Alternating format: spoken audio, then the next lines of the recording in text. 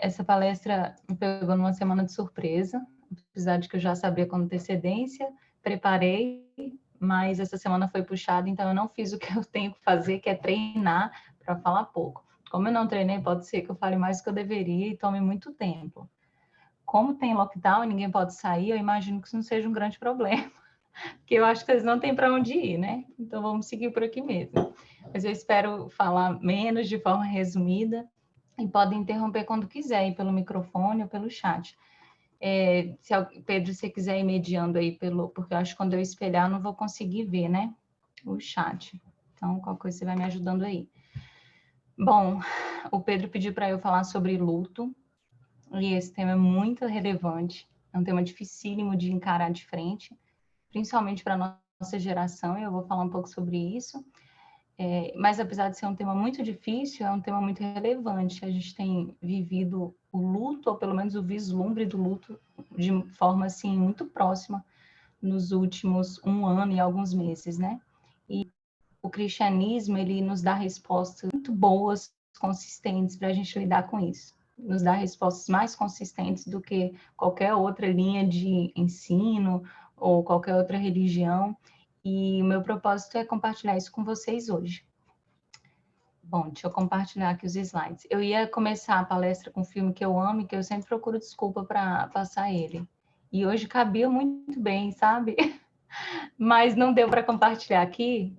Depois eu explico por que eu ia passar e vocês podem assistir. Tá aparecendo para todo mundo, né? Eu ainda vejo umas cabeças aqui do lado, que bom. Gente, a resposta é cristã ao luto. Bom, para elaborar essa palestra, eu recorri a alguns livros, porque eu não tinha isso para tirar da minha cabeça sozinha.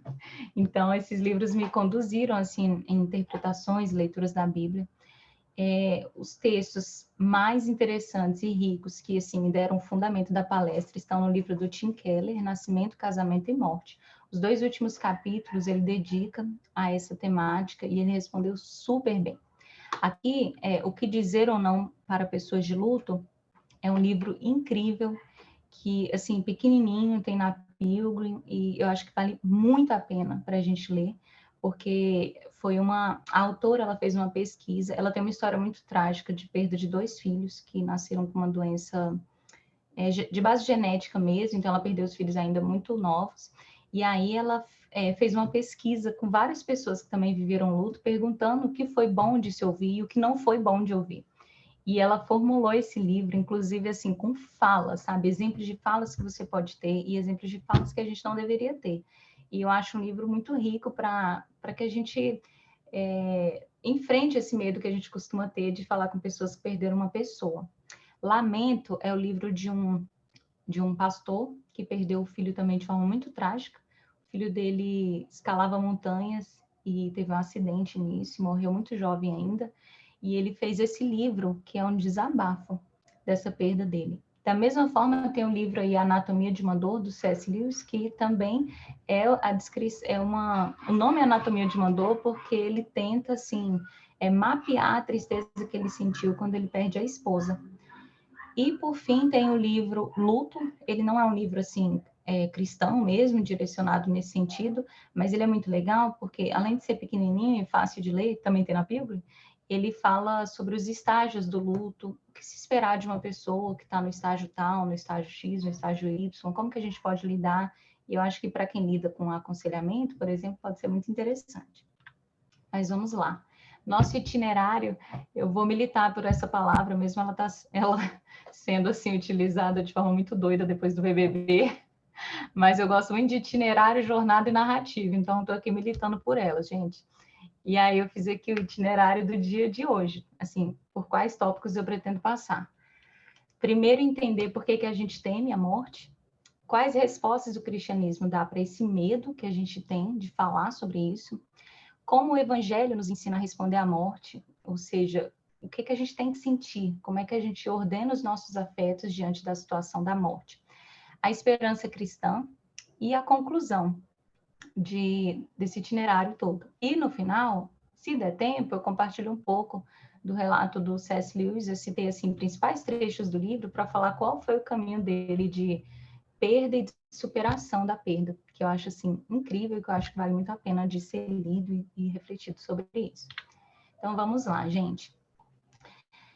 A morte, ela é uma experiência que todo mundo tem plena consciência de que vai viver. Então, ela é uma experiência universal, alcança todo mundo. Desde quase sempre, desde o pecado, quando o pecado entrou no mundo, a morte nos alcança. Então, a gente nasce, cresce sabendo que vai morrer.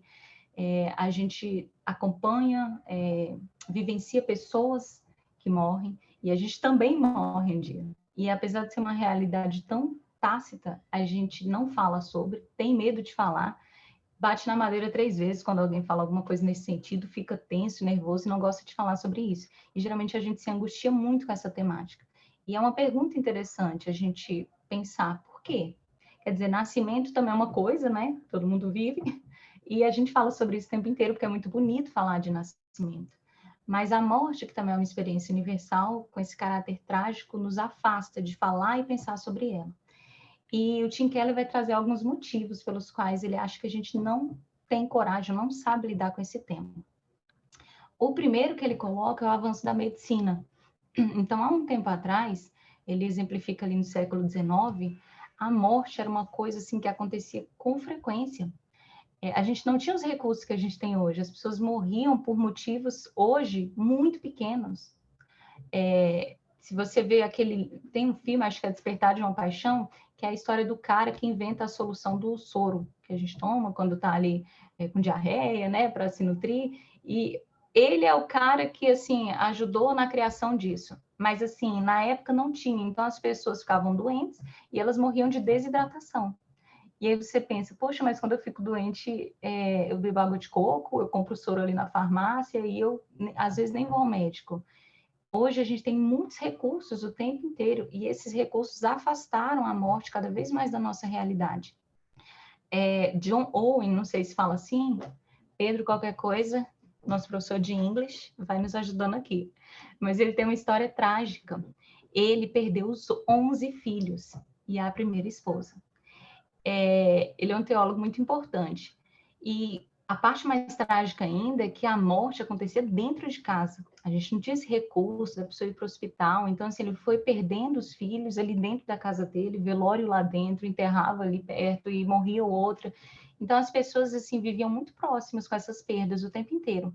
A gente não precisa ir tão longe, assim, talvez na época dos nossos avós, principalmente para aqueles que não moravam no ambiente urbano, aqueles que são de um ambiente rural, eles vivenciavam isso também de forma muito próxima. Era muito comum perder bebês no parto, porque o parto era feito em casa, sem tantos recursos. Então, acho que muitas avós, as minhas 2 avós têm relatos de perdas de bebês, mais de uma perda. O velório acontecia dentro da casa, o caixão ficava lá no meio da sala, em cima da mesa, e aí, como é um contexto, assim, muito católico, ainda tinha a missa de 7º dia e não sei o que lá, então você tinha muitas experiências, assim, que te aproximavam da morte. Isso é algo curioso. Hoje, isso está diferente, mas se a gente for lá para o âmbito, para o contexto rural, ainda é um pouco assim. Crianças no ambiente rural são mais familiarizadas com a experiência do luto do que crianças no ambiente urbano. Aqui, a morte, no tempo atual, e principalmente nas cidades, ela se restringe a hospitais. As pessoas adoecem e morrem lá no hospital, ou então no asilo, ou em algum outro centro de internação e de acompanhamento. Não é uma coisa que acontece assim na sua cara o tempo inteiro.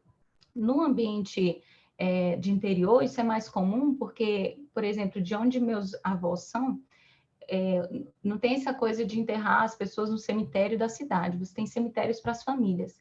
Então, muito perto da casa da minha avó tem um cemitério da família, e por ela ter familiaridade com essa temática, ela não se constrange de falar sobre isso, o que me assusta muito, porque eu sou de uma outra geração e do ambiente urbano, então me constrange falar sobre a morte.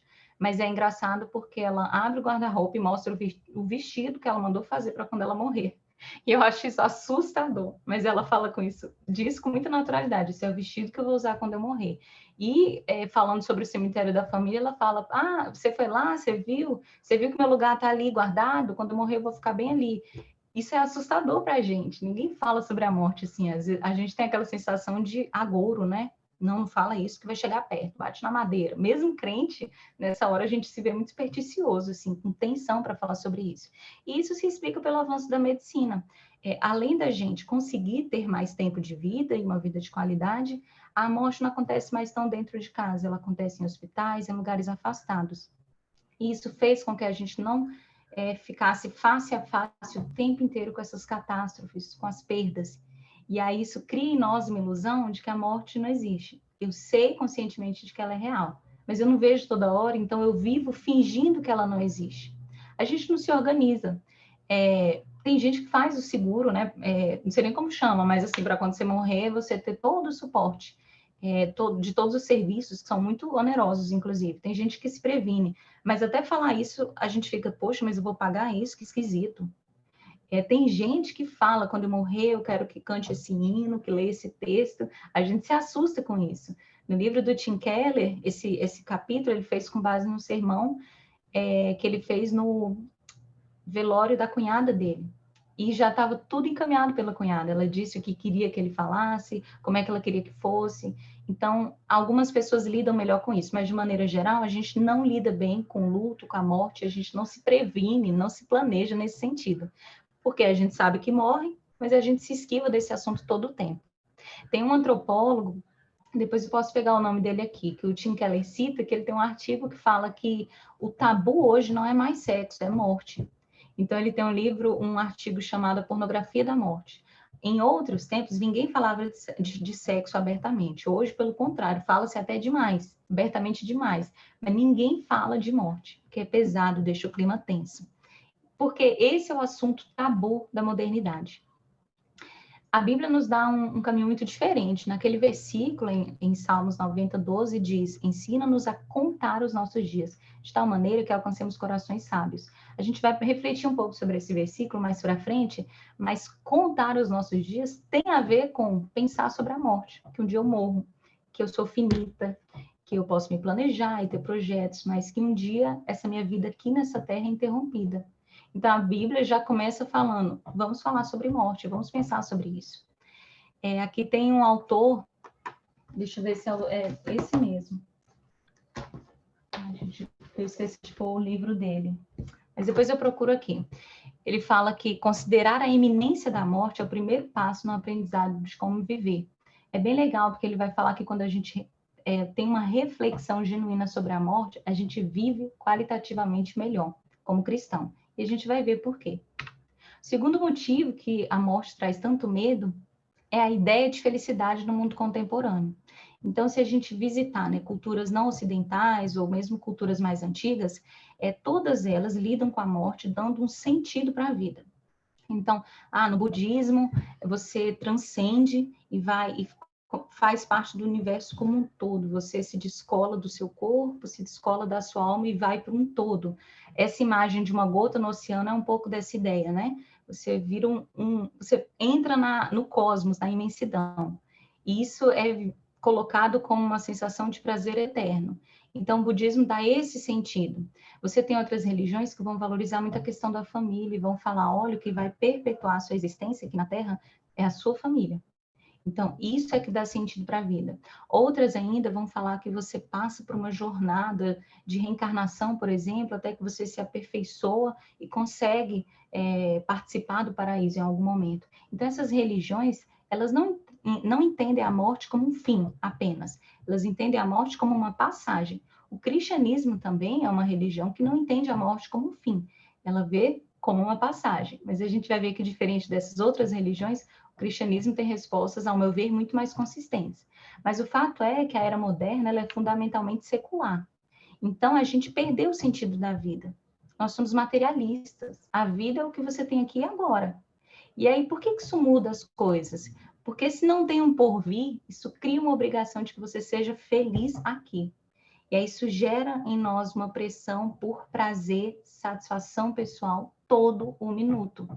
Nos meus relacionamentos, no que eu trabalho, no que eu como, aonde eu moro, para onde eu viajo, o tempo inteiro eu estou desesperada atrás de sentido, porque o que eu tenho é o aqui e agora. Então a gente realmente vive como se não houvesse amanhã, porque realmente a gente entende nessa era secular que não há um amanhã. O que você tem é o que você vive nesse mundo material. E aí, isso cria uma sensação de desamparo. Perder de ideia esse transcendental, né, esse algo que existe para fora de você, lá no fundo nos gera uma inquietação e uma angústia. É interessante porque a gente depois vai ver que nós fizemos, quando a modernidade tenta matar Deus, por assim dizer, a ideia de Deus, e não quer mais falar sobre isso, ela faz isso para mais liberdade e satisfação, mas o que gera uma angústia interna constante, um desejo por ser feliz nesse mundo, porque a gente perde de vista o transcendental. Essas religiões que eu comentei no início, elas entendem que existe algo para além da gente. Então, o sentido da vida não está em mim, nem nesse mundo, ele está fora. Para o cristianismo, o sentido da vida está fora da gente, está em Deus. Mas na era secular, na era moderna, que é fundamentalmente secular, a gente perde esse Deus. Então, o sentido volta todo para mim. E veja que peso e que obrigação a gente tem agora de ser feliz nesse mundo. E por isso a gente evita pensar na morte, porque a morte significa uma interrupção disso. Acaba para sempre a minha possibilidade de ser feliz e de realização pessoal. E aí, gente, isso traz também um terceiro motivo pelo qual a gente tem medo, que é uma sensação de insignificância. Por quê? Como eu disse, na modernidade, o objetivo da gente retirar essa presença de Deus foi ter mais liberdade mesmo. Mas o efeito foi que você vive sem esses limites. Não existe um Deus a quem eu devo obediência, logo eu posso fazer o que eu quiser para me expressar, para ser feliz. Ao passo que você tem certa liberdade aqui no mundo, a angústia interna de falta de sentido, ela permanece. E ela vai saindo, o sintoma dela é esse desespero por ser feliz o tempo inteiro. E por isso que a gente não fala de jeito nenhum sobre a morte. E aí é interessante porque o Tim Keller traz um exemplo de uma determinada situação. Imagina aí que você está em casa e aí você é assaltado. Os assaltantes te amarram e eles falam que vão te matar. Mas aí o ladrão ele fala, mas eu não sou tão perverso assim. Eu quero conceder para você um desejo. O que você mais gosta de fazer? Não quero só matar você. E aí você pode falar, né? Eu gosto muito de jogar xadrez. É meu sonho, eu amo e eu me divirto. E aí ele se prepara, abre o tabuleiro, pronto para jogar xadrez com você. Como é que seria esse jogo para você?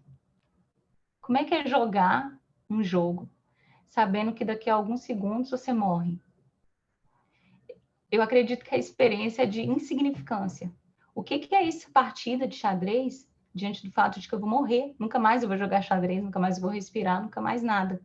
Então, o que ele fala é que ver a vida de forma materialista cria uma interrupção na nossa narrativa, na nossa existência, e isso gera um senso de insignificância. Você pode meditar nos montes do Himalaia, mas um dia você vai morrer. E aí, no que isso deu? Eu senti um prazer na hora, mas você não vai carregar esse prazer com você para outro lugar. Ele acabou. Tudo isso fica por aqui. Então, o que a modernidade fez foi criar uma sensação de insignificância. A gente não confessa isso, talvez isso nem sempre seja consciente na modernidade, mas é o que ela carrega dentro do coração o tempo inteiro. E é por isso esse desespero, né, de sentido o tempo inteiro. E é por isso que hoje a gente nem compra mais coisas, você compra experiências, né? Então, isso aqui não é só uma comida, isso aqui é uma experiência. Isso aqui é uma experiência, sim, uma experiência de viagem, experiência estética, experiência culinária, porque a gente quer preencher esse vazio e essa angústia que a gente tem o tempo inteiro. A vida se torna absurda quando a gente perde o transcendental. Por fim, gente, nós temos aí o Nietzsche, o culpado. Não é só ele, né? A gente sempre culpou Nietzsche ou Descartes, mas hoje eu trouxe o Nietzsche mesmo. Mas, gente, quando Nietzsche, reforçando o que eu falei, né? Quando ele imaginava assim, que, poxa, o homem vive culpado, adoecendo, porque ele tem essa sensação de que ele deve obediência a esse Deus. Isso não existe. Retira esse Deus, que você retira a ideia de culpa, e aí, de pecado, e aí você retira automaticamente a culpa, porque eu não vou mais fazer algo pensando, pequei, tenho que pedir perdão. Não, não existe pecado, então não existe culpa também. E aí sobra o espaço só para autorrealização. Essa era a proposta dele. Então, o que se queria ali era, eu quero uma liberdade, eu não quero restrições nem limites, porque eu quero viver plenamente com foco no prazer, na minha autoexpressão genuína. O problema é que se a gente vai lá para Romanos 1, 20, 22, olha que texto interessante, né? Porque as suas coisas invisíveis, desde a criação do mundo, tanto o seu eterno poder como a sua divindade, se entendem, claramente se veem pelas coisas que estão criadas, para que eles fiquem inexcusáveis. Porquanto, tendo conhecido a Deus, não glorificaram como Deus, nem lhe deram graças. Antes, em seus discursos, se desvaneceram e o seu coração insensato se obscureceu. O que esse texto está falando é, ainda que a gente não tenha um conhecimento tácito, verbalizado, consciente de quem Deus é, ainda que o evangelho não tenha chegado para você de forma assim, muito discriminada, você conhece a Deus, porque Deus se apresenta pela sua criação também. Então, de forma intuitiva, a gente entende que tem um transcendental, mesmo que a gente não saiba nomear isso. E aí, quando Nietzsche fala não existe Deus, lá dentro a gente tem uma inclinação para esse transcendental. O problema é que agora eu não me volto para Deus, e aí eu vou me voltar para as coisas. As coisas são insuficientes, são perenes, elas acabam. E aí, o tempo inteiro eu vou estar nessa angústia de buscar a Deus. Da mesma forma, os nossos reflexos morais também continuam. Novamente retomando aqui a temática BBB, polêmica, né? Mas o BBB e o Twitter são uma combinação incrível que mostra como na modernidade, mesmo alegando a não existência de Deus, como nossos reflexos morais continuam. A gente ainda acredita em pecado, só que a gente não chama de pecado.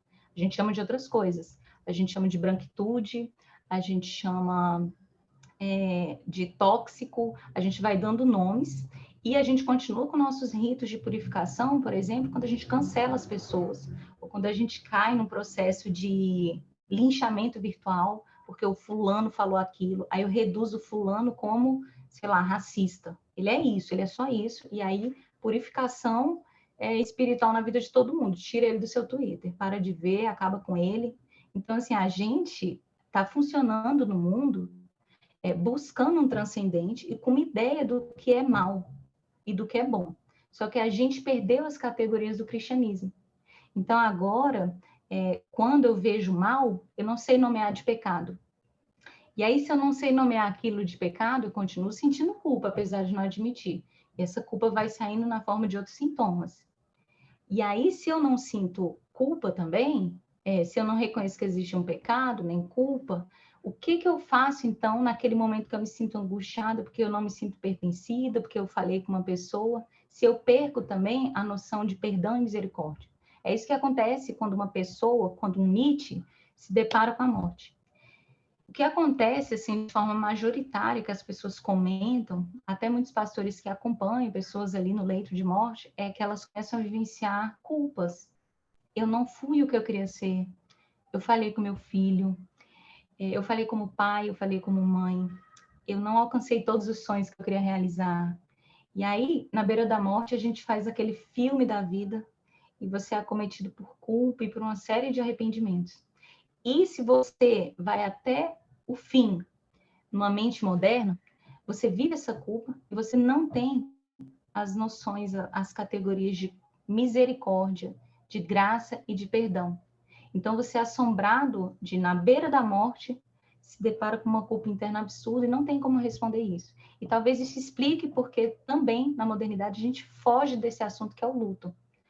Não adianta falar que Deus não existe, ele continua existindo, não adianta não dar nome de pecado, o mal ainda está aí, a gente ainda vai se sentir culpado por coisas erradas, e o problema é que a gente vai criar uma distância entre os problemas que nos acontecem e a gente não vai ter categoria para responder. E a gente fica sem sentido, porque não tem nome, não sabe dar nomes e não sabe dar significado para as nossas experiências. Então, o que acontece é que surge um abismo entre a visibilidade do mal e os recursos que eu tenho disponíveis para lidar com ele. Como eu disse, a morte nos aproxima da culpa, e aí, no leito de morte, a gente perde aquele consolo que só o cristianismo pode nos dar e que a gente vai ver um pouco mais à frente. Isso me lembra muito do Crime e Castigo do Dostoiévski, né? Que um carinha vira para o outro e fala, Deus não existe, quer ver? Vai ali, mata aquela velhinha, você vai ver. Você não vai sentir culpa. Esquece, tira Deus da sua cabeça. Mata a velhinha que você vai ver. Matou, morreu, pronto, acabou. E aí o cara vai lá, mata a velhinha, depois padece de uma culpa miserável e fica indignado com a pessoa que o orientou a fazer isso. E a crítica que Dostoiévski faz é essa, assim, de que nós conhecemos de alguma forma a Deus, nós reconhecemos esse transcendente, nós reconhecemos que há mal e que há bem, e o fato de não dar nome para isso não nos alivia do peso de todas essas coisas. Então, recapitulando, o nosso medo de falar da morte vem do avanço da medicina, que nos afastou disso como uma realidade próxima, vem do fato da gente não lidar com o transcendente na modernidade e ter a obrigação de ser feliz aqui, agora. Tem a ver com o senso de insignificância que o aqui e agora me traz, porque não faz sentido eu investir energia em coisas aqui se um dia isso tudo acaba e eu não carrego isso para lugar nenhum. E tem a ver com essas categorias de culpa, de pecado, que elas continuam me atormentando, mesmo que eu não as reconheça, conscientemente ou verbalmente. Por isso a gente se esquiva tanto de falar sobre a morte na modernidade. E aí, quais são as respostas do cristianismo para esse medo que nos assombra? O Tim Keller traz a compreensão desse texto e que eu achei muito legal. Olha só, lá em Hebreus 2, versículos 10, 14 e 15. Porque convinha que aquele, para quem são todas as coisas e mediante quem tudo existe, trazendo muitos filhos à glória, consagrasse pelas aflições o príncipe da salvação deles. E visto como os filhos participam da carne e do sangue, também ele participou das mesmas coisas, para que pela morte aniquilasse o que tinha o império da morte, isto é, o diabo, e livrasse todos os que com medo da morte estavam por toda a vida sujeitos à servidão. O Tim Keller explica algo muito legal, esse termo príncipe, numa tradução mais adequada, é entendida como se fosse campeão. E esse termo era utilizado para uma pessoa que representava uma determinada comunidade numa situação de guerra. Exemplo mais próximo, Davi e Golias. Davi era o campeão do seu exército. E aí ele guerreou contra Golias, que era o campeão do exército dele. Então eram dois representantes que guerreavam, e quem vencesse, vencia também toda a sua comunidade, todo o seu exército. Então, como Davi venceu, não foi só Davi, o exército dele venceu. Então, olha que interessante, o que ele está falando aqui? Que Jesus, o sacrifício dele na cruz, ele é o nosso campeão, porque nós não tínhamos condição. E aí Jesus morre na cruz e ele ressuscita. Então, é como se ali na cruz, como não? Jesus na cruz, ele matou a morte, porque ele morreu e ele ressuscitou. E aí, para a gente, isso se torna verdade também. Então, a morte para a gente não termina ali, ela é uma passagem. Eu morro e eu vou ressuscitar um dia.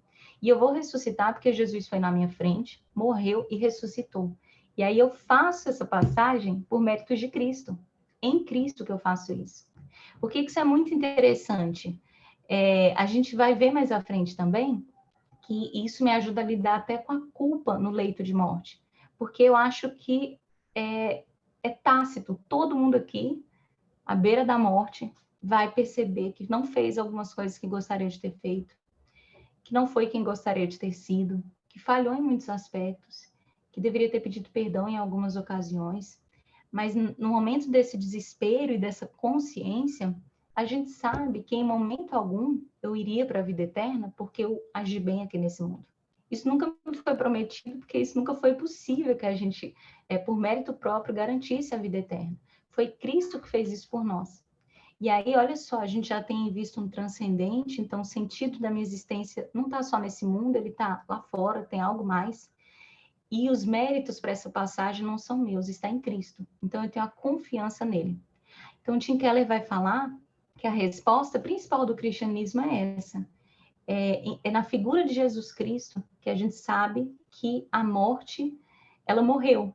E ela se tornou uma experiência temporária, que todos nós vamos viver, mas que ela não encerra a nossa narrativa e a nossa jornada inteira. E aí ele traz um exemplo muito legal de um pastor, Donald Gray, que perdeu a esposa muito cedo, ela acho que tinha 40 anos, e ele ficou com 2 filhos muito novos, assim, de 12 anos, e eu esqueci a idade do outro, ainda crianças, né? E aí ele estava com essa difícil tarefa dentro do carro, levando os 2 filhos para o velório, muito, muito chateado. E aí ele para o carro em uma via, e na via ao lado, para um caminhão muito grande, bem alto, que faz sombra sobre o carro. E aí ele vira para trás e pergunta para os filhos dele: o que é que vocês preferem? Morrer atropelado pelo caminhão ou morrer atropelado pela sombra do caminhão? E aí os filhos respondem pela sombra. E aí ele fala, foi isso que aconteceu com sua mãe. Sua mãe foi atropelada pela sombra da morte, mas foi Jesus que foi atropelado pelo caminhão.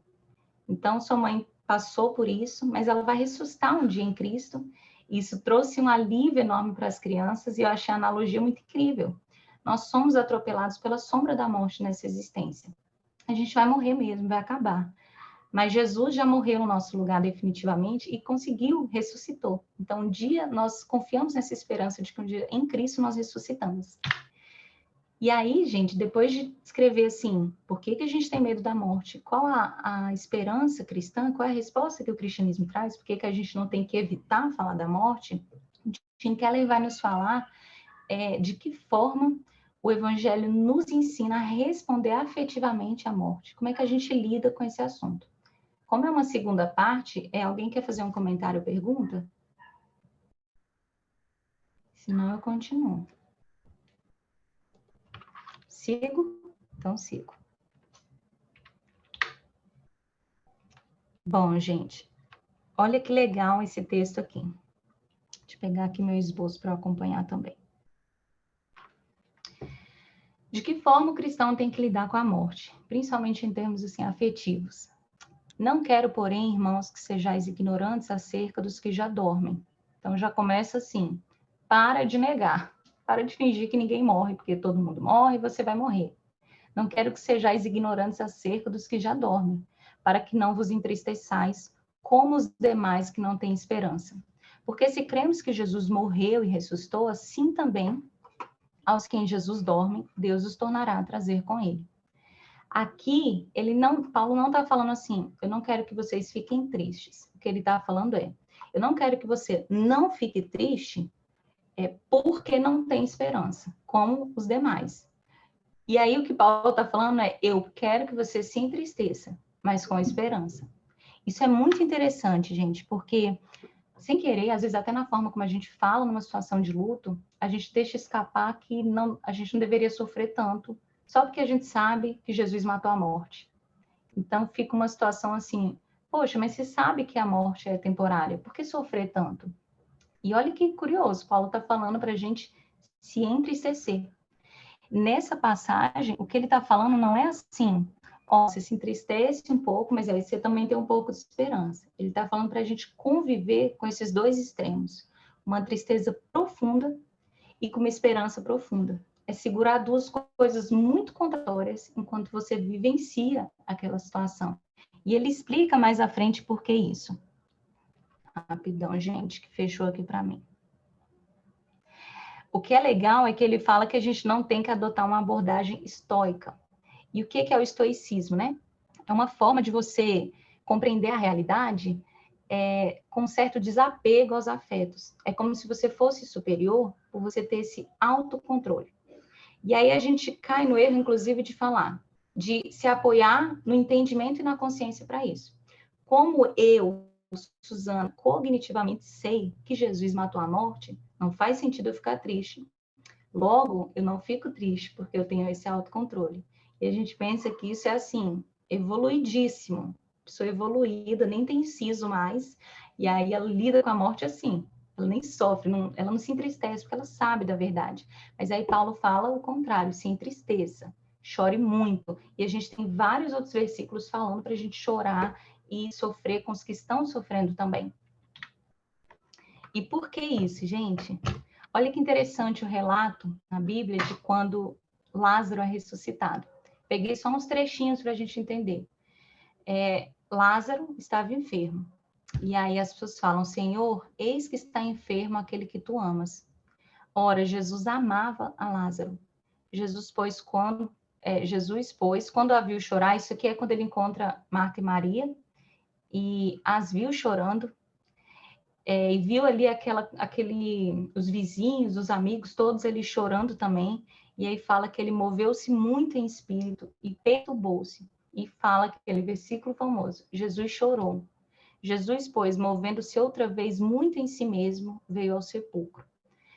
Primeiro, Jesus era amigo de Lázaro e amava muito a Lázaro. E aí Jesus encontra Marta, Maria, as pessoas sofrendo, e aquilo deixa ele muito entristecido a ponto de chorar. E algo interessante é que esse moveu-se muito em espírito, também numa tradução um pouco mais específica, ela significa se irar. Então, diante da morte de um amigo, Jesus se entristece e fica muito irado. O curioso é que Jesus sabia que ia ressuscitar Lázaro. Então, ele está ali caminhando para o sepulcro e vai ressuscitar. Por que ele não foi um estoico aqui? Além dele ter conhecimento, quer dizer, ele é Deus, ele ia ressuscitar. Não fazia sentido, né, se a gente olhar de fora, por que ele sofreu tanto? E aqui Jesus traz o ensinamento de que a morte não é natural. A gente lida com a morte falando, a morte faz parte da vida, a morte é natural, todo mundo morre. Mas isso é fruto do pecado, isso não é bonito. A morte não é algo natural, a morte é uma interferência de Satanás no mundo, é uma interferência que o pecado trouxe. Então, quando Jesus lida com a morte, ele sente ira, porque nós não fomos criados para morrer. Nós somos criados para ser aperfeiçoados, se tornar mais bonitos, mais fortes todos os dias, e não para ficarmos assim com o corpo mais fraco, adoecendo dia após dia. Então, que Jesus sente a dor da perda, porque ele amava, e quando a gente perde alguém, a gente tem que sofrer mesmo. E ele sente raiva porque ele percebe e sabe que a morte não é algo natural, ela é fruto do pecado. E ele sente raiva exatamente por causa da esperança. É porque a gente sabe que Deus fez o mundo sem a morte e que a gente caminha na eternidade para um mundo sem a morte. É por isso que quando a gente lida aqui com a morte, a gente sente fúria e raiva, porque as coisas não deveriam ser assim. Então, Jesus vive esses dois sentimentos que nos ensinam também de que forma a gente pode reagir. E aí, o interessante é, Jesus entra no sepulcro para ressuscitar Lázaro. Nesse momento da história de Jesus, ele chegou no ápice da irritação dos adversários, dos fariseus, daqueles que perseguiam a Jesus. Então, foi a partir desse episódio em que Jesus ressuscita Lázaro, que a galera fala assim, chega, vamos crucificar esse homem, não dá mais. Então, Jesus, quando entrou naquele sepulcro, ele sabia que aquilo ia levar à morte dele na cruz. E Tim Keller fala de uma maneira muito bonita que Jesus entra no sepulcro para que Lázaro possa sair. E foi o mesmo que ele fez com a gente, que a gente refletiu anteriormente. Jesus morre, ele assume o lugar de Lázaro naquele sepulcro escuro e fedido, para que Lázaro pudesse ressuscitar. E isso é o que é a promessa para as nossas vidas. Jesus morreu para que um dia a gente ressuscite. Mas não é porque a gente sabe que existe essa esperança na eternidade que a gente não tem que hoje responder afetivamente de forma adequada. A morte, perder alguém amado, nos traz tristeza, porque a gente ama. É uma falta que fica. E também traz ira, porque a gente sabe que isso é fruto do pecado e que a gente deveria viver para sempre. Mas aí a gente não fica nesse sentimento de ressentimento e de mágoa, porque a gente está afirmado na esperança. O exemplo que ele traz é, antigamente, ainda é assim na casa do meu avô, porque não tem energia lá.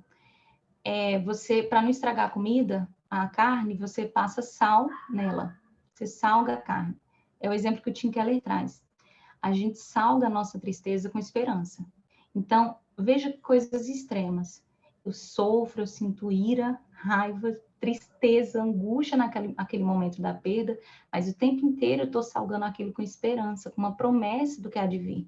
E é assim que a Bíblia nos ensina como cristãos a responder essas experiências.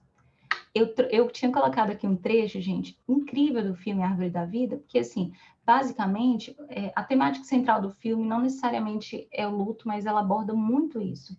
E é uma mãe que perde um filho aos 19 anos, e aí ela tá lá no velório, e o padre, pastor, não sei, ele fala para ela assim, ele está nas mãos de Deus agora.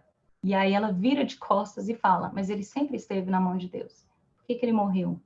E ela vai caminhando para casa chateada, ela começa a ser confortada e consolada pelas amigas, mãe, família, e as pessoas começam com falas como, pelo menos você ainda tem seus outros dois filhos, ele está nas mãos de Deus agora, foi a vontade de Deus, a morte é natural, todo mundo morre um dia, e falam, inclusive, assim, eu sei que é difícil ouvir isso, mas vai passar essa tristeza.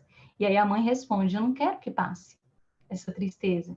Porque para a pessoa enlutada, no início do processo do luto, imaginar que ela vai deixar de se sentir triste é como perder de novo aquela pessoa.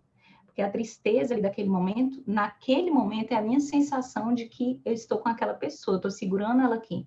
de fato, um dia a tristeza extrema passa.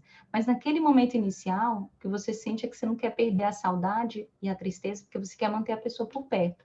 Mas eu ia mostrar esse trecho porque são falas que trazem a verdade. De fato, foi a vontade de Deus. De fato, agora ele está nas mãos de Deus. É verdade que um dia você não vai ficar mais triste, mas às vezes a gente adota falas e atitudes estoicas nesse sentido, de achar que se segurar e não sentir, não demonstrar determinados afetos naquele momento, é você ser um cristão evoluído, que compreendeu a verdade, que age de acordo. Mas o próprio Jesus, que experimentou a morte de amigos e que experimentou a morte nele mesmo, ele nos fala que tudo bem se entristecer, porque a gente amava a pessoa, que tudo bem sentir raiva, porque a morte é fruto do pecado, mas que a gente não pode ficar nisso, porque ele morreu e ressuscitou por nós e nós temos essa promessa. E aí eu faço uma rápida digressão aqui para a indicação daquele livro. Esse livro traz muitos relatos nesse sentido, de coisas que a gente fala e que são verdades, mas que nem sempre são apropriadas ou adequadas para aquele momento. A gente pode se lapidar e desenvolver conselhos mais interessantes ou relevantes para aquela situação. Olha que legal que ela fala. Deixa eu remover aqui a cabeça de vocês que estão na frente do slide. Ela diz: não há nada que você possa dizer que faça a perda doer menos. Vai doer por um tempo, essas pessoas não estão recorrendo a você para dar sentido à dor, dizer algo que elas não pensaram, algo que não faça doer. Seu propósito ao dizer algo é participar da dor e deixá-los saber que não estão sozinhos. Muitas vezes a gente tem medo de lidar, isso é algo que eu acho que todo mundo vive. A gente fica constrangido de lidar com alguém que perdeu um ente querido. C.S. Lewis diz que ele se sentia uma caveira andando, porque ele se deparava com amigos e casais felizes que meio que virava e pegava outro rumo, porque pensava, eu fico constrangido de ficar feliz na frente dele. Eu não sei o que dizer se ele aparecer na minha frente, porque realmente a gente pensa, o que que eu posso falar que vai curar aquela dor? E, de fato, naquele momento, nada. Mas participar da dor do outro é um consolo e é o que Jesus nos ensina. E vão haver momentos, sim, que retomar a promessa da ressurreição vai ser importante para aquela pessoa enlutada. A gente não vai só chorar com ela para sempre. Em muitos momentos, no próprio culto fúnebre, o pastor ele traz uma mensagem de esperança. Isso é importante. Mas é interessante que a gente saiba que participar da dor já é o suficiente, é muito bom.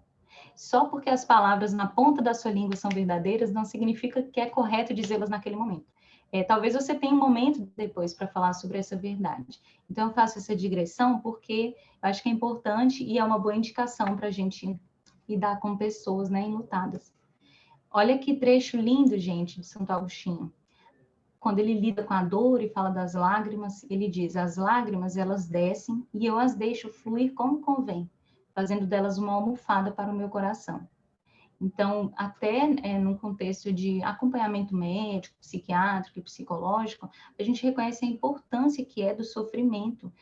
Muitos profissionais não indicam excesso de tranquilizantes ou remédios que te adormeçam no processo do luto, naquele momento inicial. É claro que tem pessoas que precisam, por questões de assim, uma saúde muito debilitada, porque chegam ao estresse extremo.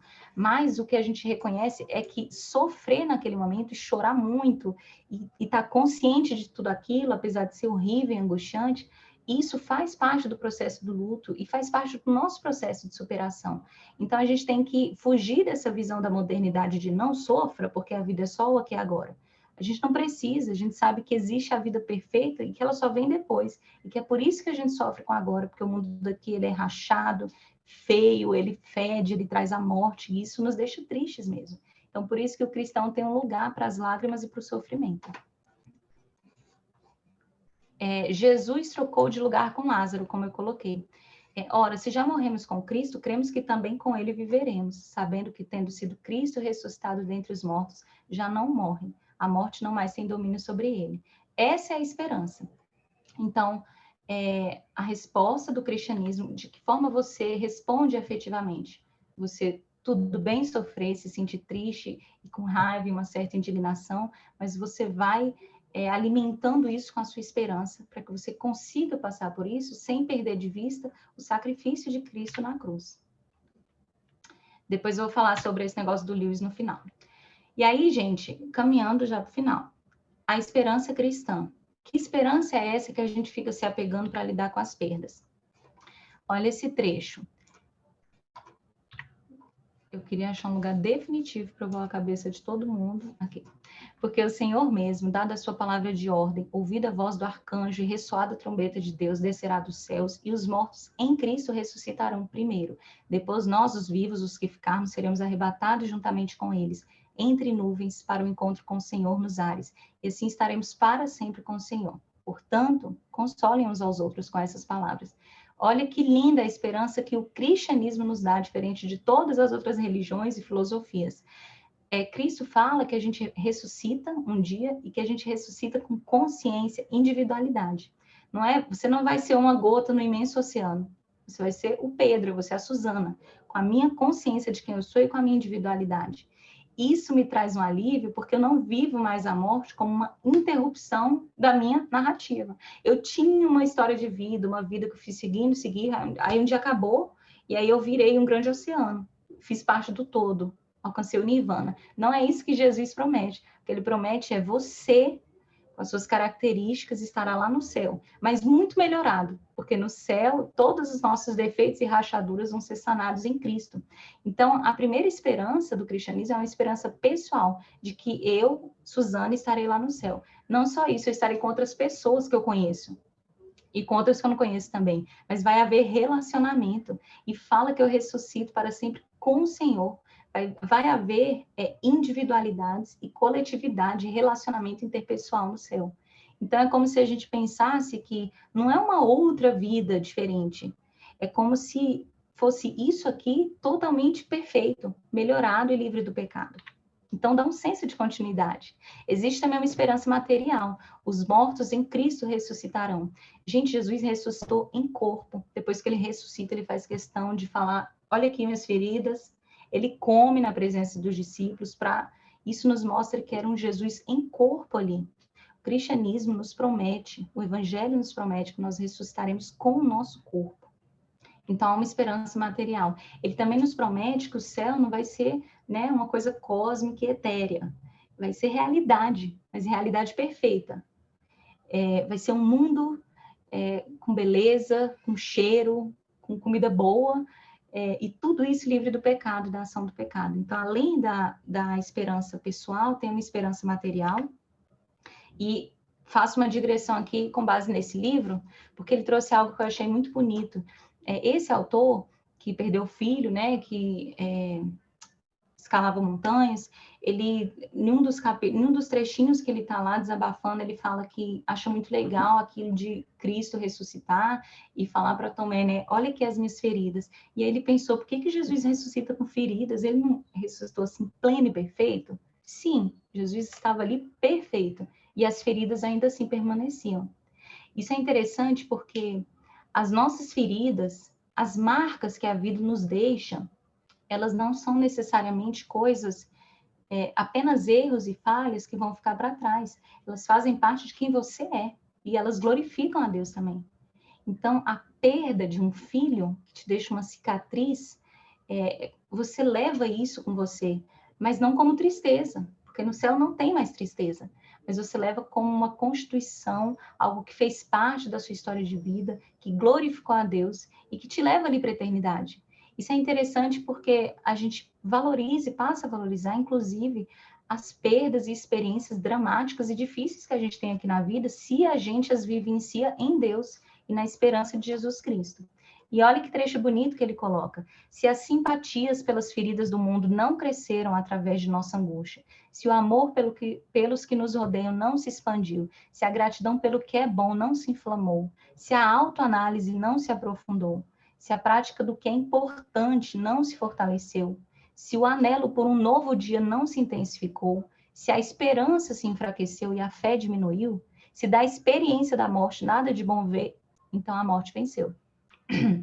Então, o que ele está falando? Outra palavra BBB, ressignifique, né, gente? Por que isso? O que ele está colocando é a gente sofre e padece, mas a gente dá sentido a isso em Cristo. Não são só feridas porque o mundo é mau, são frutos do pecado que Deus me santifica por meio dessas feridas. Quando a gente perde uma pessoa que a gente ama, Deus nos santifica naquela ocasião e Ele nos deixa mais parecidos com Cristo. E eu carrego essas cicatrizes que se tornam belas lá no céu. Então, até mesmo aquelas experiências ruins ganham um outro sentido quando a gente pensa nesse Deus transcendente que manda seu Filho, morre por nós, mata a morte e nos garante uma vida eterna. E além dessa esperança material, tem a esperança, a mais bela de todas, que é a esperança beatífica. E a gente chama isso ao fato de que na eternidade nós ficaremos face a face com Jesus. Amados, agora somos filhos de Deus, mas ainda não se manifestou o que haveremos de ser. Sabemos que quando ele se manifestar, seremos semelhantes a ele, porque haveremos de vê-lo como ele é. A gente vive aqui um vislumbre, como no espelho, né? Mas na eternidade a gente vai ver Jesus face a face, e essa contemplação vai me tornar parecido com Jesus, que é a esperança beatífica. E isso é uma esperança que tem que nos consolar. O Lewis que fala que a gente é semi-humano, a gente não é 100% humano. No momento em que nós pecamos, nós deixamos de alcançar o nosso máximo potencial, que nós fomos criados para ser. E aí nós nos tornamos menores e falhos. Por isso que no livro, eu esqueci o nome, que ele fala das pessoas indo para o céu, são pessoas enormes e musculosas e gigantes e bonitas e fortes, e ele representa nisso de que aquela galera que chega no céu é 100% humano. Eles são 100% o que Deus nos fez para ser.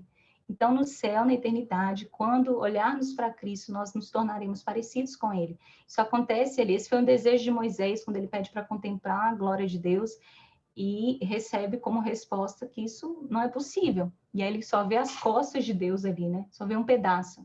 E essa disposição de Moisés fala de uma inclinação que todo ser humano tem, mesmo que não reconheça, não saiba nomear assim. A gente tem uma necessidade, um ímpeto de estar em comunhão com Deus. Mas o pecado, o secularismo, faz a gente buscar essa completude em outras coisas, em outras experiências. E aí tudo fica insuficiente. A gente que é cristão sabe que teremos muitas experiências bonitas aqui na Terra, experiências boas, que nos dão um vislumbre, um pedacinho do que é o céu. São souvenirs do que a gente vai ver ali. Mas a gente sabe que a completude das coisas vai se dar no céu, porque nós seremos como Cristo, 100% humanos. Tem um trecho, depois eu procuro ele, que representa bem essa esperança beatífica. Agostinho chama isso de, acho que é o buraco do tamanho de Deus, alguma coisa assim, que ele fala que é um buraco que a gente tem, nada encaixa, e que só Deus encaixa nele e preenche em absoluto. Quem é crente tem essa consciência e vive com a incompletude aqui na Terra, tranquilo, porque ele sabe que é incompleto mesmo. A gente não é feliz o tempo inteiro. Quem não conhece a verdade do Evangelho vive no estado de sofrimento constante porque quer completar de alguma forma e não é possível isso aqui nessa Terra. E a esperança garantida. Então, a gente tem uma esperança pessoal, a gente tem uma esperança, deixa eu voltar aqui, esperança pessoal, esperança material, a gente tem a esperança de que seremos como Cristo, a esperança beatífica, e a esperança garantida é aquilo que eu falei anteriormente. Não é por seus méritos, mas pelos méritos de Cristo que a gente alcança essa eternidade. Mediante Jesus, trará na companhia deles que dormem. O Tim Keller traz um exemplo muito bonito naquele episódio que Jesus ressuscita a menina. E ele fala que assim como Jesus sentou ali na beira da cama, tomou a mão da menina e a levantou, falando, levanta, é isso que Jesus faz conosco na ressurreição, no fim dos tempos. Ele nos toma pela mão e ele nos conduz à eternidade pelos méritos dele. Nós somos justificados e santificados por Cristo. E aí a gente tem a garantia de que não importa se você foi uma péssima pessoa, não importam os seus erros, não importa a sua incompletude aqui, você vai para o céu, você vai ressuscitar em corpo, vai encontrar pessoas que você ama pelos méritos de Cristo. E você vai se tornar como Cristo ali na eternidade. Olha esse poema aqui, gente, que lindo, do T.S. Eliot. Devemos estar sempre nos dirigindo para outra intensidade, para uma união maior, uma comunhão mais profunda. Através do frio tenebroso e da desolação vazia, a onda chora, o vento chora, as águas intensas do albatroz e do peixinho, no meu fim está o meu começo. Isso, se a gente retomar lá aquele versículo do início, está falando para a gente contar os nossos dias. E a gente trouxe aquela reflexão de que quem conta os dias, quem pensa sobre a morte, é edificado e aprende a viver melhor. Então, no seu fim, pensar sobre a morte é pensar sobre o seu começo, que é na eternidade. Finalizando, gente, estou caminhando para o fim, não vi nem as horas, estou com medo. Ir para a casa onde há luto, o que a gente pode concluir disso? Eu gosto desse quadro, Velório da Noiva, porque ele é lindo e colorido, mas ele está falando de um velório. Então, talvez isso represente que a gente está falando de tristeza e esperança em meio à perda. E aí, gente, o que a gente ganha quando a gente supera e para de negar a morte? Velórios e cultos fúnebres são ocasiões que a gente tem que vivenciar, sim, para edificar a vida do outro, e porque isso nos edifica, porque isso nos desperta para a realidade da vida.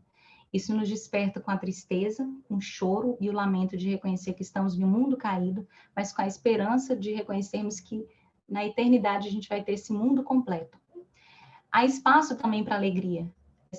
Por mais que a gente passe por etapas, o Evangelho nos garante momentos de alegria mesmo, de conforto, de pensar que aquela pessoa está nas mãos de Deus, de que eu um dia estarei nas mãos de Deus, e de que um dia nos encontraremos lá. Viver cada dia como um dom.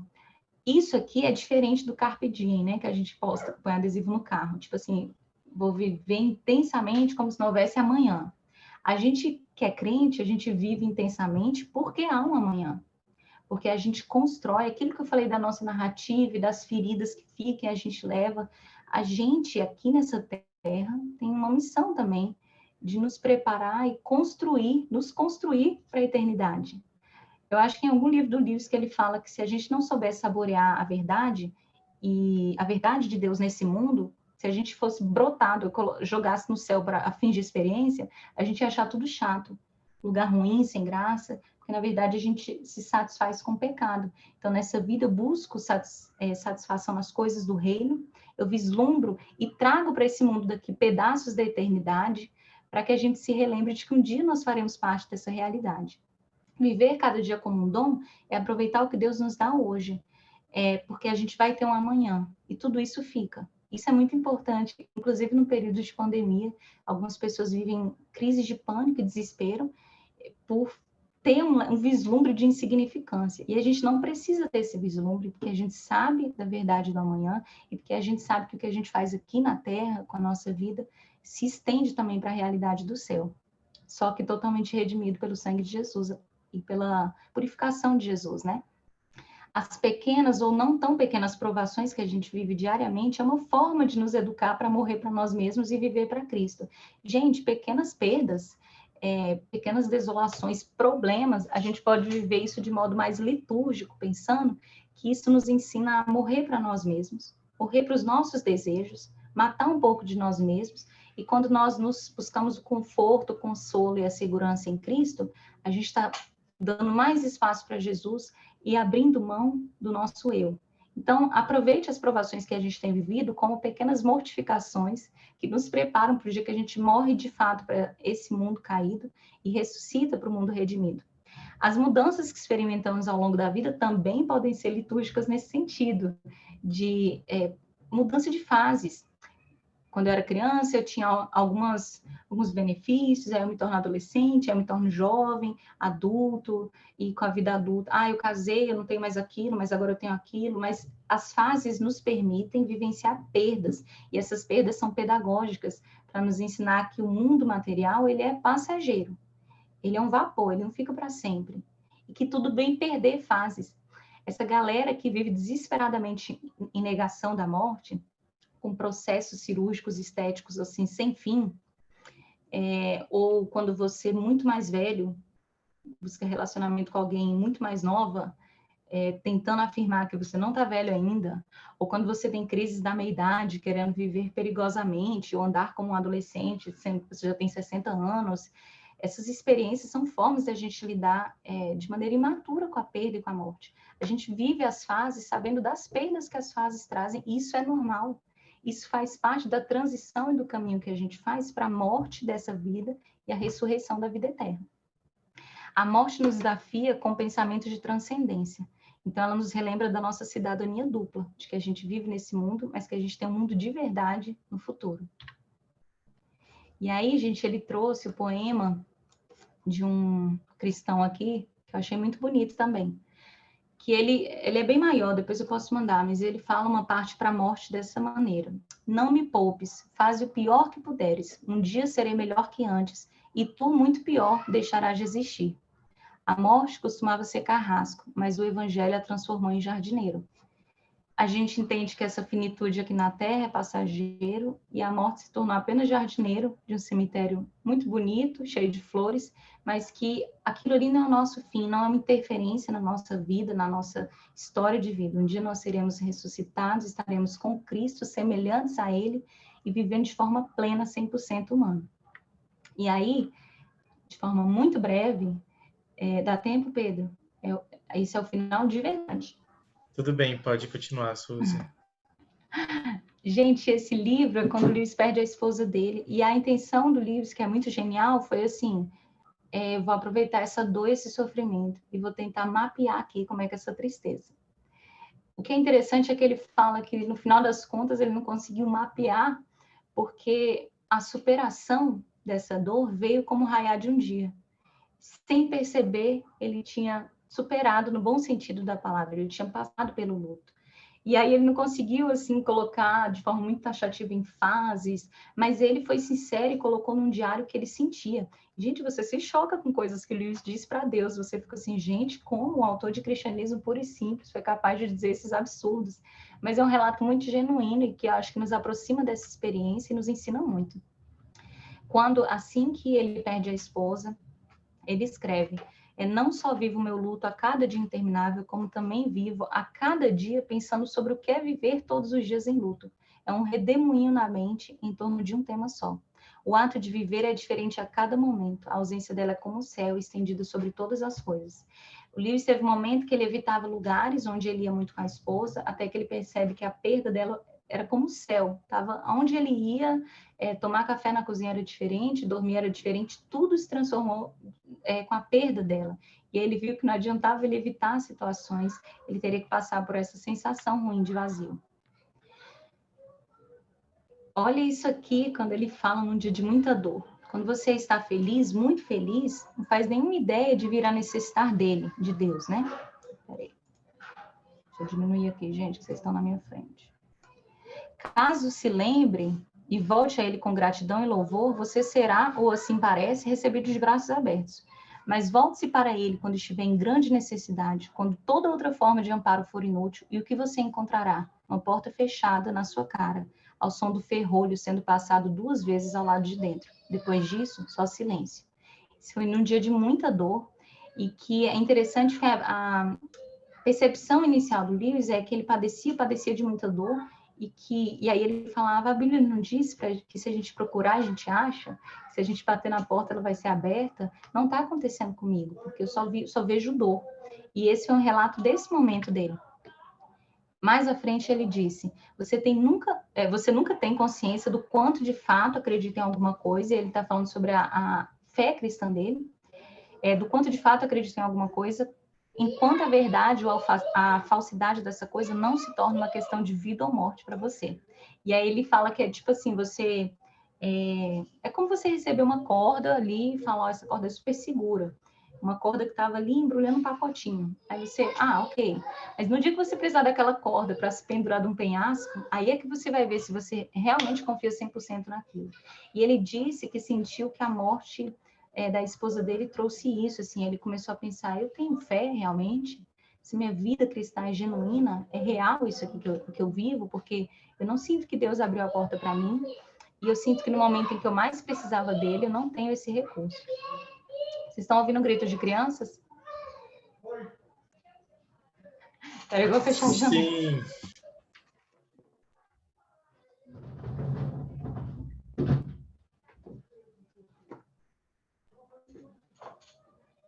Gente, não basta de segunda a sexta trabalhar em escola, tem que ter um playground aqui do lado, ó, aqui atrás. Descansar não é necessário. No ao vivo é assim, Suzy. E aí, gente, olha que legal, quando ele vai passando por esse processo de luto, ele fala: quanto mais acreditamos que Deus fere apenas para curar, mais nos é dado crer que não haja alguma utilidade em suplicar por ternura. Então, olha aqui, o que as pessoas querem dizer quando afirmam não tenha medo de Deus porque sei que ele é bom? Será que nunca foram ao dentista?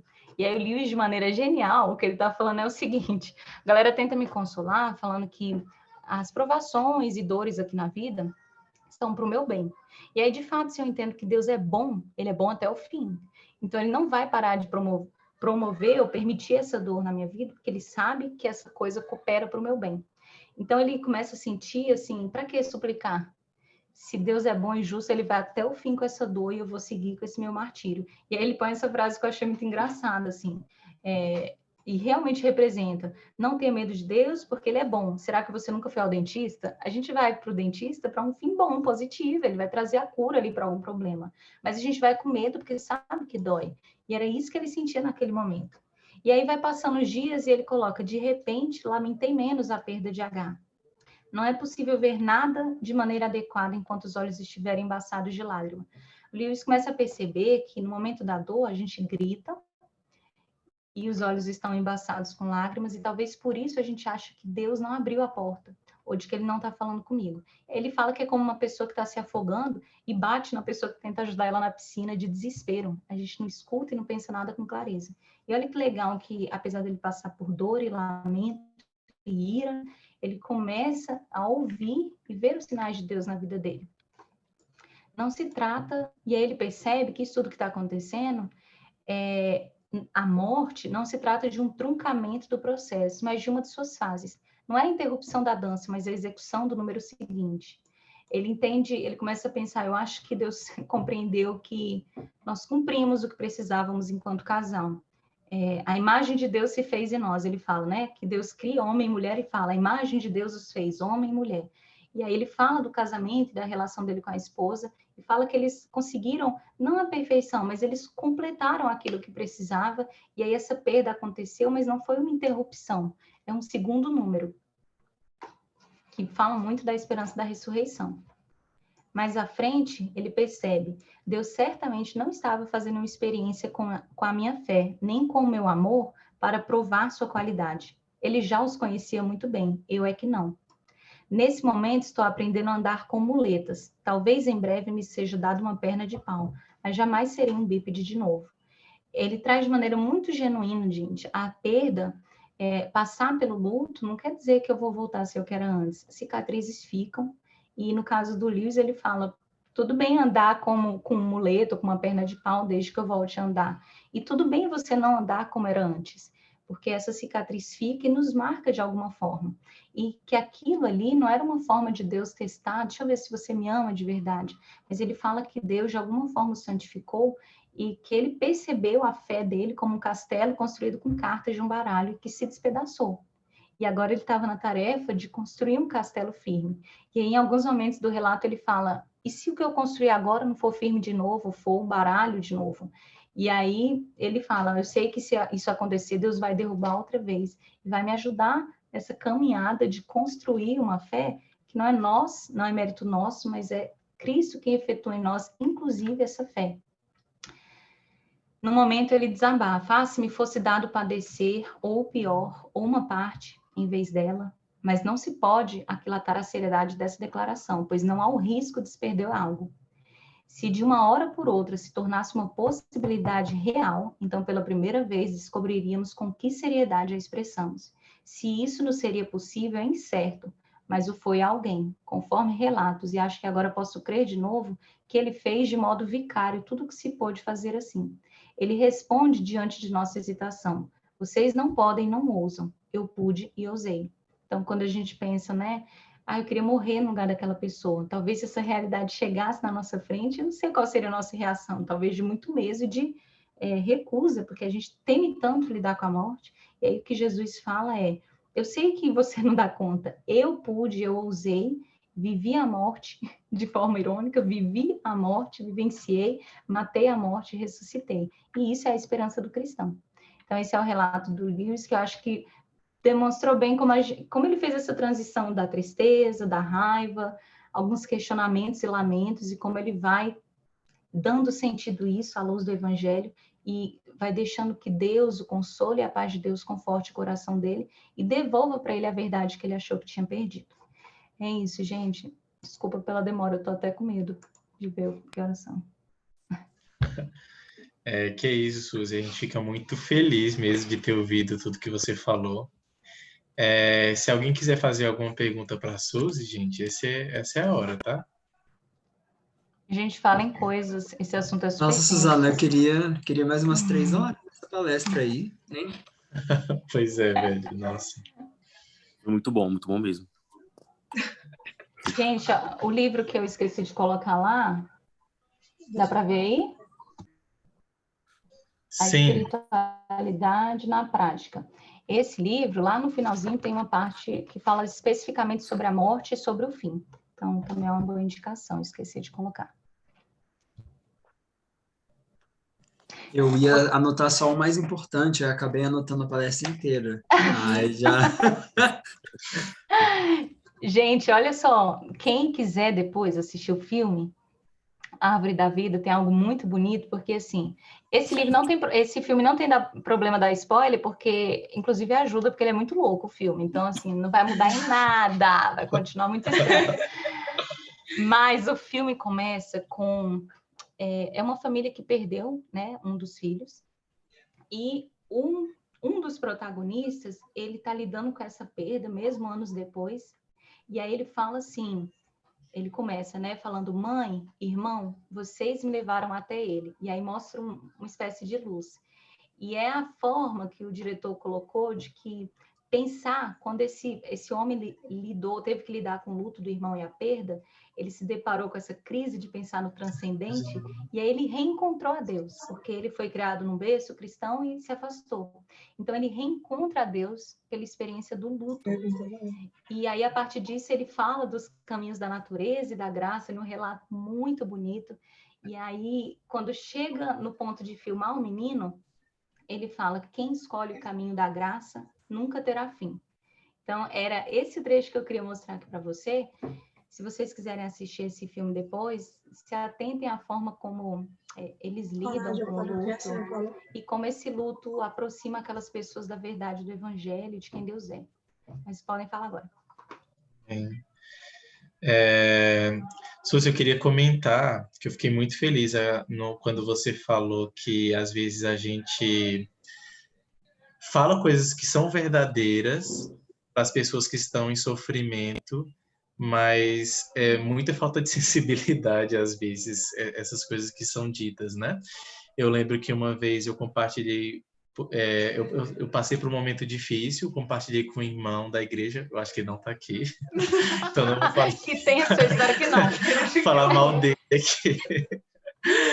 E aí esse irmão, ele foi bem sensível assim comigo. Ele falou: por que você está sofrendo? Você não sabe que Deus é soberano? Que Deus cuida de você, que tudo coopera para o bem dos que amam a Deus, e coisas como essa. Só que na hora eu me senti extremamente ferido pelo que ele falou, porque eu sei dessas coisas aqui na minha mente. Mas naquele momento de sofrimento, foi difícil conciliar esse conhecimento cognitivo que você citou aí com o meu coração. Sim. E naquela hora, ok, era verdade aquilo que ele falou para mim. Deus é soberano, Deus é bom para com seus filhos, né? Ele é um pai zeloso, mas naquela hora eu queria ser lembrado dessas coisas com um pouco mais de empatia, né? E eu acho que é muito o que você falou durante a palestra aí, de que nem tudo que a gente sabe de forma cognitiva, a gente consegue processar isso em nosso coração, né? O Chesterton fala que a gente nós não somos cérebros no palito, né? Nós temos afetos, assim. E às vezes eles não estão nivelados com o cognitivo. Eu sei da verdade, mas eu experimento a dor de forma muito intensa. Às vezes falar isso para uma pessoa, mesmo com boa intenção, o que eu gero na outra pessoa é culpa, porque eu sou crente, eu não devia estar sentindo isso, ainda vou ter que lidar com essa culpa, além de tudo que está acontecendo comigo. Então você sente culpa e remorso por estar sofrendo, e você tem a sensação de que a perda que você teve não é tão grande assim. Bom, se eu não devia estar sofrendo, então eu estou dando muito eu estou investindo energia demais em uma coisa que é pequena, mas você não sente que aquilo é pequeno. E às vezes é isso, assim, às vezes são formas que, inclusive, parece que a gente fala mais para a gente lidar com o nosso desconforto na situação, de tipo, vamos parar de sofrer todo mundo, pelo amor de Deus, eu não dou conta. A gente lida com isso. Eu lido muito isso, assim, é muito difícil lidar com pessoas mais velhas por isso. Meu avô estava internado recentemente, inclusive, obrigado pelas orações, ele recebeu alta ontem, já voltou para casa, está no meio do nada, sem energia, sem nada, feliz da vida. E aí, quando eu ficava com ele no hospital, ele ficava falando super natural, assim, se eu estiver vivo ano que vem, aí quando você for lá, e aí teve um dia que eu falei, não é para falar isso, é claro que você vai estar vivo. E às vezes, quando a gente corta a pessoa nesse momento, o que ela quer é falar sobre a possibilidade de que ela não vai estar viva, de que ela pode não estar. Isso para alguém idoso é muito importante, porque ele sabe, quando a gente envelhece, a gente tem a lucidez de entender que a vida caminha para o fim. E às vezes é importante você só ouvir e falar, se o senhor estiver vivo, vai ser realmente muito bom fazer isso. É a mesma coisa no luto, né? Essa autora do livro que eu citei, ela falou que tudo bem se você não tiver nada para falar. Tudo bem você falar, eu não sei nem o que te dizer, porque realmente nessas horas a gente não sabe. E que às vezes é confortante você sentar do lado da pessoa e ficar chorando com ela, naquele momento inicial, que predomina mais a dor do que a consciência sobre as outras coisas, né? Então, isso acontece mesmo, Pedro. A gente vive isso e às vezes a gente faz isso sem querer, com a dor das pessoas, né? Eu ia falar isso também, que eu acho que foi uma coisa da palestra acho que falou muito comigo, assim, que a gente acabou pegando, né, esse estoicismo e de querer se livrar dos afetos, e eu fico vendo, assim, no meu trabalho, né, assim, eu trabalho a gente tem pouquíssimas pessoas que são crentes no trabalho, né, tem eu mais uma ou duas pessoas lá, que mesmo assim eu não trabalho diretamente. E aí, nesses últimos tempos, assim, as pessoas estão sofrendo, né? Tá todo mundo sofrendo com a situação mesmo. E eu acho que, assim, no ano passado, por exemplo, as pessoas vinham me contar assim e eu ficava, não, mas Deus está no controle. E eu acho que é muito isso, assim, a pessoa tá sofrendo, assim, sabe? É a verdade, que nem o Pedro falou, é a verdade, né? A gente tá falando uma coisa que é mentira, mas a gente sente, né, também. Eu acho que todo mundo já fez isso e já fizeram com você, porque é aquela coisa, assim, você quer que alguém te ouça, que ouça o que você está sentindo e que achei muito interessante isso, para a gente Sim. não perder, e esse equilíbrio, né, para a gente não perder a esperança, mas ao mesmo tempo abraçar, né, esse sentimento e não para sempre, mas viver, né, isso que a gente está Sim. sentindo. E às vezes pode ajudar nesse momento, inclusive, relembrar com a pessoa, assim, que Jesus padeceu das nossas dores também. Jesus viveu a sensação da morte e foi difícil para ele também. E Jesus é o nosso consolador. Então, às vezes, orar e colocar as dores diante de Deus. E falar, eu estou sofrendo, está doendo, a sensação é de que não vai passar, eu queria muito conseguir dormir, eu queria muito não pensar nisso por algum minuto. E orar sobre essas dores, pedindo para que Cristo nos console, porque Ele passou por isso e Ele passou de forma perfeita por todas as experiências. Então, a gente se apega desesperadamente nos méritos dele, né? Mas, realmente, de fato, Deus é soberano sobre tudo. E, às vezes, para o crente, dá um medo nisso, é o que o Luiz falou, assim, você não tem medo de ir pro dentista? E se a vontade de Deus for essa? E eu não quero essa vontade que Deus quer, e que é perfeita e boa, mas eu não consigo querer isso agora. E aí a gente fica lidando com esses dilemas e esses embates. Então, talvez a gente tenha que ser menos estoico e menos moderninho, e temos que aceitar o luto e o sofrimento e a dor mesmo. E é aquilo também, né, que fala em Eclesiastes 7 sobre ir à casa do luto, e você vê a sabedoria nesse momento, né, nesse processo. E, Suzy, muito obrigada pela palestra, foi incrível, assim, Deus continue te abençoando, te enchendo de sabedoria, porque foi muito pertinente pensar sobre a dor, né, nesse momento, que muitos próximos de nós estão enlutados, e quer seja por qualquer motivo, né, a gente tem falado do luto da morte, mas quantos estão vivenciando uma dor dessa, né, em perdas emocionais, em perdas materiais, né, em perdas de pessoas isso, de relações, né? E isso também dá um dano na gente da perda, porque nós não sabemos perder, nós não sabemos lidar com essas circunstâncias, né? Sim. Mas sobre o luto, mas sobre isso, né, especificamente, que você falou uma coisa que eu achei muito, muito legal, eu acho que é uma coisa que tem que ficar gravada nos nossos corações de fato, como cristãos, é a importância de colocar isso tudo em oração. Falar com o nosso Senhor que se compadece e entende melhor do que nós mesmos o que é isso, né? Porque ele passou por isso, ele primeiro, na encarnação dele, ele passou por isso. E ele entende o que a gente sente. E realmente colocar tudo em oração, assim, falar mesmo dos sentimentos, falar da dor, daquela sensação de vazio que vem quando a gente tem essa coisa do luto, né? Sensação de vazio, sensação de, às vezes, de insegurança, né? Porque quando a gente perde um ente, a gente fica muito inseguro sobre as coisas, né? A gente passa por esses medos, essas questões de fé, né? O próprio Pedro, quando estava ali afundando, ele estava andando sobre as águas e teve uma questão de fé de medo. A gente tem medo diante do luto. E colocar isso diante do Senhor, aos pés da cruz, sabe que se compadece, e é incrível isso, gente. É incrível. Quando a gente ora sobre isso mesmo ao Senhor, o Senhor vai trazendo uma paz nos nossos pensamentos, em nosso coração, e vai nos moldando para a circunstância, não que passe de imediato, assim, eu orei e já passou essa dor, não, mas ele vai nos ensinando diariamente a lidar com as dores e as perdas. Então, parabéns à diretoria também pela palestra, pela escolha do tema, começando assim, muito bom, muito interessante, que Deus nos ajude a lidar com essas questões e sermos bons amigos, conselheiros, né, quando alguém está diante de uma perda, de uma dor, de nós mesmos, né? Como lidar com isso, entendendo que há sabedoria nisso e o Senhor está nos moldando a imagem dele a cada dia para que nos encontremos com ele finalmente na glória, quando chegar o nosso dia, né? Sim. Amém. Gente, a nossa pastora Manu tá viva, né? Vocês estão vendo aí. Estou viva, gente, passei por uma experiência. Inclusive, o que a Manu falou da importância da oração, né? Às vezes a gente tem até vergonha, medo de falar, mesmo para amigos próximos, de mandar uma mensagem falando: eu tô com muito medo, ora por mim. Porque parece que pega muito mal falar que você tá com medo, já que você não deveria estar, né? Às vezes a gente cria esses limites por conta de algumas reações que a gente tem, assim, que poderiam ser diferentes, né? De fato, a gente pode. Deus conhece nosso coração, não adianta ser bancar de corajoso e bem resolvido naquele momento, que Ele está vendo dentro de você o que você está experimentando. Então, tudo bem verbalizar isso e pedir para que o Senhor tenha misericórdia e mude os seus afetos também.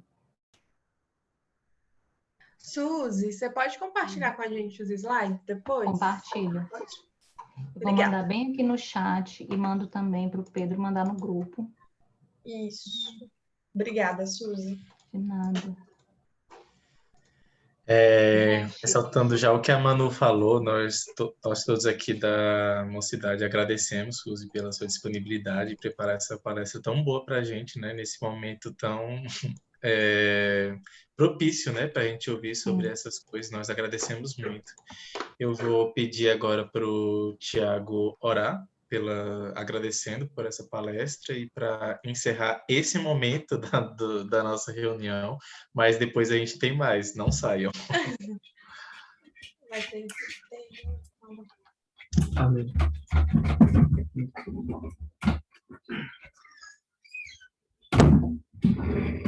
Senhor Deus, muito obrigado por este momento.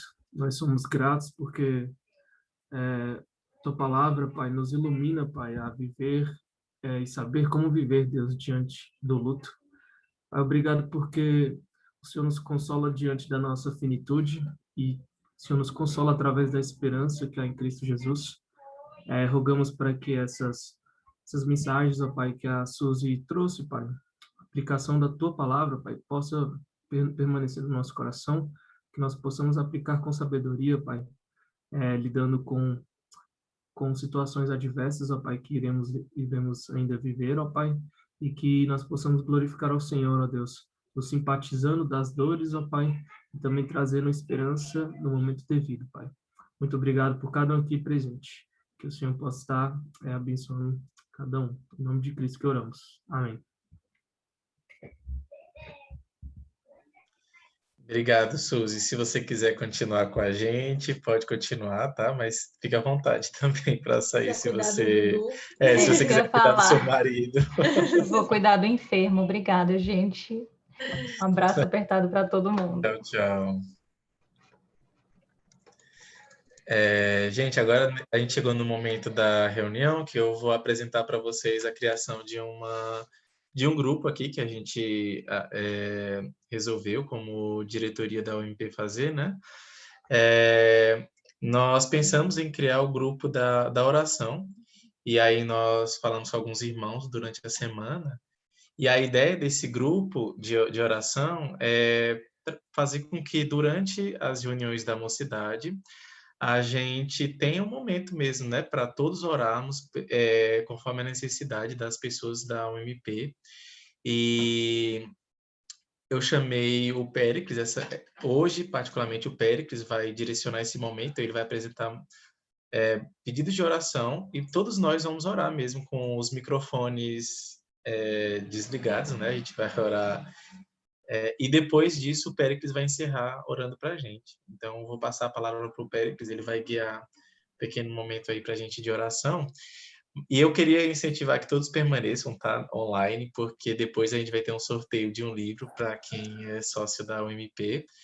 E é isso aí. Péricles, pode ficar com a palavra.